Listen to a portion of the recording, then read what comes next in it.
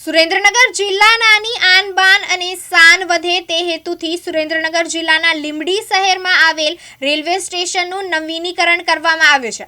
ત્યારે અમૃત ભારત સ્ટેશન યોજના અંતર્ગત 10 કરોડથી વધુના ખર્ચે આધુનિક રેલવે સ્ટેશન નવનિર્માણ કરાયું છે। આ રેલવે સ્ટેશનનું લોકાર્પણ 22 મેના રોજ ગુજરાત રાજ્યના મુખ્યમંત્રી ભૂપેન્દ્રભાઈ પટેલના હસ્તે લોકાર્પણ કરવામાં આવશે।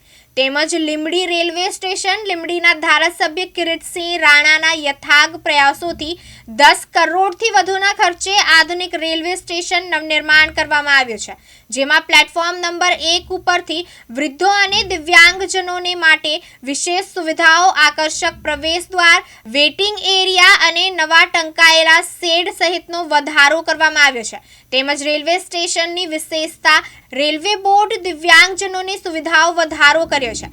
તેમજ મુસાફરોને અગવડતા ના પડે તે હેતુથી વિવિધ સુવિધા સાથે રેલવે સ્ટેશન નવનિર્માણ કરાયું છે।